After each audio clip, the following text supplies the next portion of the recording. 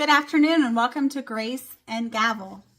I am Buffy. I've started a true crime podcast, and essentially there's two things that a lot of true crime podcasts neglect or don't have.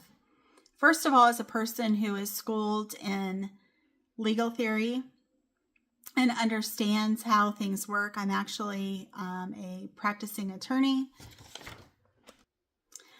I am a practicing attorney. I've been an attorney for almost 18 years now, practicing criminal law. So there are things you won't hear from me, such as he was let off by a technicality. Technicality is another word for I don't really know, but he was let off for some reason that I can't discern. And then also, I think another thing that a lot of true crime podcasts are kind of getting wrong is the idea of compassion for the victims that are in the case. They're not just characters in a play. I mean, there are people who lost their lives and had family members and were loved and missed, and a lot of that. You know, even if it's historic cases, you have to kind of think about that. So today we're starting off with a historic case, the People versus Bruno Hauptmann. This is about the Lindbergh kidnapping. March 1st, 1932, America's golden couple puts their baby to bed. By morning, the crib is empty. A ladder outside the window, a ransom note on the sill, and a nation gripped by fear. The crime would be called the trial of the century. But did they truly find the man who did it, or just the one who fit the story? And ultimately, that's a really good question, because especially back then, I mean, things were a lot different than they are today. A big difference is the fact of the Miranda case, which required the police to not be as brutal, which required people to let them know what their rights were, because many people were used to, conversing with police officers, and it wasn't anything to, talk to them like you would a normal person on the street. But the stakes were often much higher too. Before Miranda, I mean, people were able to be beaten to a pulp, to be essentially threatened and abused with the idea that if they said that they did something, they could potentially go home. That was their thought. Now, was that actually going to happen? Probably not. Hey everyone, I'm Buffy, and this is Grace and Gavel, where we meet crime through a lens of reason, humanity, and the law. Tonight we're analyzing one of the most infamous cases in American history, the kidnapping and murder of the Lindbergh baby. We'll look at the facts, the suspects, the prosecution, the defense, and the legacy of a case that shaped modern criminal law. The crime that shook America. Charles Lindbergh wasn't just a man. In 1927, he flew solo across the Atlantic and became the world's hero.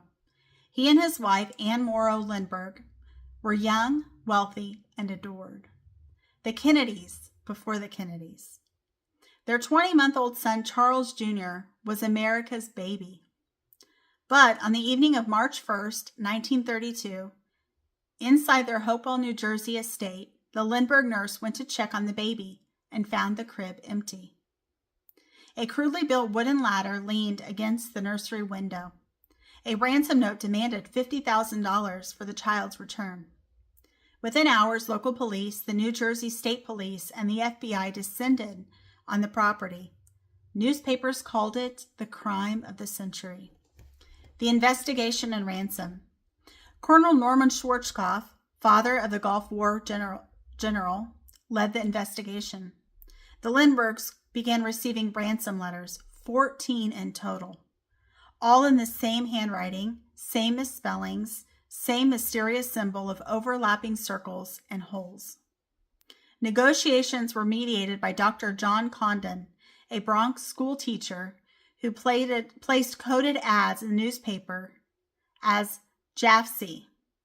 On April 2nd, 1932, Condon delivered $50,000 in gold certificates to a man in the Bronx who called himself John. 2 months later, on May 12th, a truck driver discovered a decomposed body of a child in a wooded area not far from the Lindbergh home. The skull was fractured. The child had likely died the night of the kidnapping. The break in the case. For over 2 years, the case went cold. until 1934, when a gas station attendant noted a gold certificate with a serial number matching the ransom money. It led police to Bruno Richard Hauptmann, a 35-year-old German carpenter living in the Bronx. In his garage, detectives found $14,000 of the ransom money hidden behind a board. Hauptmann claimed the cash belonged to a deceased friend, but investigators also found wood in his attic matching the same grain pattern as the ladder used in the kidnapping. The public wanted closure, and they got it. Hauptmann was arrested, charged with kidnapping and murder, and held without bail. The trial of the century. The 1935 trial in Flemington, New Jersey, drew crowds across the country. Reporters packed the courthouse. Radio stations broadcast updates hourly. The prosecution built a circumstantial case. Ransom bills found in Hauptmann's possession. Handwriting analysis matching the ransom notes. And ultimately, you think about handwriting analysis. In some ways, it almost seems like it's kind of a pseudoscience, just because I don't know how they do it, because I don't think there are a lot of people who consistently write a certain way. And if you're in stress and maybe you're trying to disguise your handwriting, it can be really difficult. And that's why right now there's a lot of things that hinge on like Daubert and things that can actually be proven and actually show proof rather than conjecture, which is really important in a court of law. We don't want to be tried on, I'm pretty sure that that's his handwriting. No, we want to be tried on that is absolutely their handwriting. And some of these things seem a little bit kind of far-fetched in some ways. Also, the wood grain evidence linking his attic to the ladder. So the thing about the matching ransom notes, that's a little bit suspect in some ways, especially because I don't know the essential training of the person that did the handwriting analysis. We don't know how thorough it was. We don't know. The other thing you think about is when you're dealing with celebrities and you're dealing with the death of a child, there's often like a higher stake placed on that. And there can be pressure to succumb to what the crime victims want. And so, especially with the Lindberghs being like the future Kennedys before the Kennedys, I mean, you think about this, and then the crime of the century. I mean, there's all this hype and almost urgency to get this settled. Like, could that have impacted the case in any way? And then the wood grain evidence, I mean, we don't have a lot of facts on that. So it could be a scenario where, I mean, they don't just sell one piece of that wood. I mean, there's multiple people. But I mean, it is a little bit more convincing, the fact that the ladder was of a similar pattern, sure. But is that conclusive? I mean, how many people at that time like built their own ladders? I mean, that's the other questions that we don't really have the answers to. And it also makes you wonder, like, it does sound a lot very circumstantial with the bills. The bills, not so much, because if they found the serial number, I think that would be kind of conclusive. But I would want to know, I mean, did he live near the building? Like, live near where they lived? Did he talk to people about it? I mean, what exactly happened? The defense argued it was all coincidence and prejudice against an immigrant, which xenophobia was definitely big back then. I mean, we're thinking of 1935. I mean, he was German. I mean, issues with the Nazis and World War II. I mean, there was a lot of kind of stuff going on there. No fingerprints were found on the ladder, notes, or nursery. The other thing you kind of think about is maybe the person wore gloves. I don't know if they would have known to wear gloves back then. Additionally, you think about the fact that, I mean, would they have interpreted fingerprints? Because that would have been a long, slow, tedious process for sure. Hauptmann never confessed, not even when offered a reduced sentence, which definitely makes you think that maybe he actually was innocent of this, I mean, we are not guilty of this. I can't say innocent, can say not guilty. On February 13th, 1935, after 11 hours of deliberation, the jury found him guilty. He was executed by electric chair on April 3rd, 1936, still proclaiming his innocence. So let's talk about the theories and the legal lens here. So the facts we know: the baby was abducted from a second-story nursery. What I think is interesting about that is that the person knew where the baby was located. So could it have been someone that they knew rather than some German immigrant who maybe had just moved into the States? You know, you think about that. There was a ransom note left on the windowsill. Multiple ransom communications followed, 14, I believe they said, which is a lot. So this person was clearly looking to get some sort of payment. I mean, was it someone maybe that Lindbergh knew, you know, or had in his circle who was upset with him for some reason, or upset with his wife for some reason, or whatever reason? The child was found dead nearby. So essentially they think that the child had been kidnapped and then murdered, unfortunately. But they did trace the ransom money to Hauptmann, which is kind of, you know, another thing too that you think about. But here's our unknowns and our controversies. There's no direct physical evidence tying Hauptmann to the crime scene, which would be really important. You know, when you think about that, I mean, it wasn't an era in which DNA was widespread. So it's not like he hid the evidence or, you know, kept his fingerprints away or did any of that.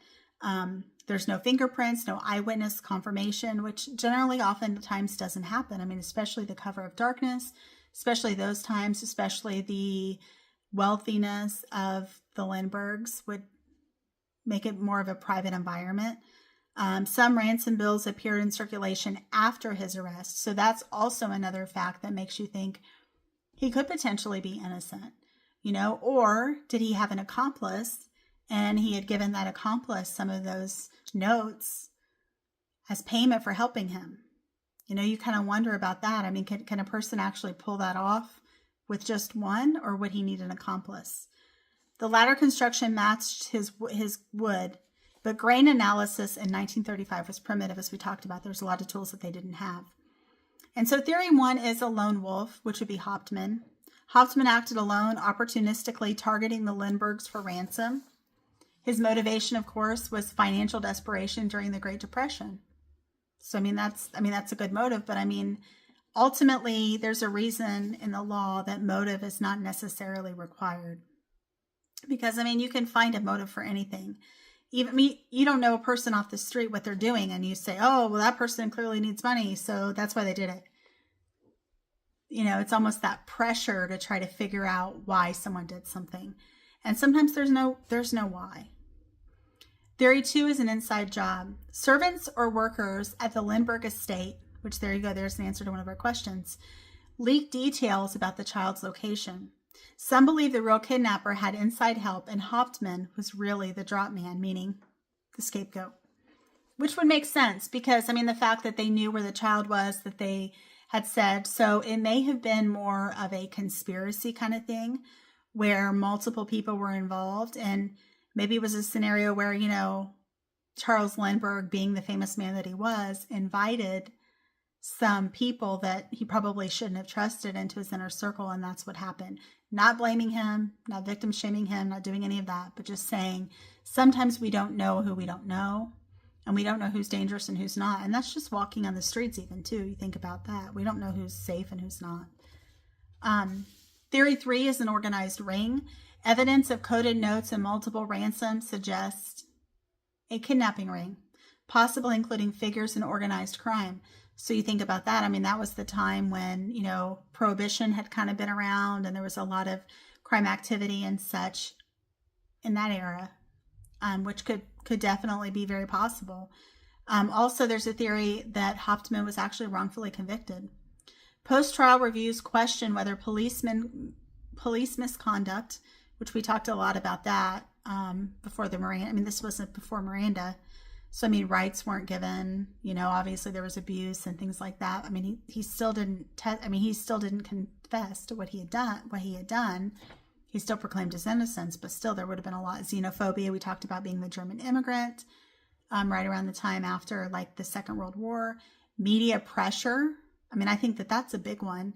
I mean, probably less so then than now, because now it's like, I remember hearing like about the Menendez brothers and their case. I mean, they had like wall-to-wall hourly coverage on them, what they said, what they didn't say, what their circumstance was, I mean, everything you can imagine, you know, so it wasn't that much pressure at the time as compared to now, but you imagine like the cameras and all of that going, and the famousness of of the parents. I mean, especially the father. So essentially, this case gave rise to federal jurisdiction for kidnapping. Congress passed the Federal Kidnapping Act of 1932 and entitled it the Lindbergh Law, making interstate abduction a federal crime. And for those of you that don't know, federal crimes are a lot more serious than state crimes, and federal crimes are a lot more difficult to be able to get a not guilty verdict, which is why they're a huge deal. And ultimately, things have gotten a lot more kind of locked in certain ways. For instance, you think about that's why how they get all the people who are involved in the mafia. They use the vehicle of the RICO, the racketeering and all of that, because that's generally what they're doing. They're doing gambling and other illegal activities. It also transformed rules for ransom tracking, evidence, chain of custody, and media ethics in criminal trials.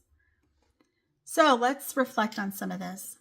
The Lindbergh baby case became America's first media circus. It exposed how fame, fear, and politics can fuse into pressure for justice, even if justice is uncertain.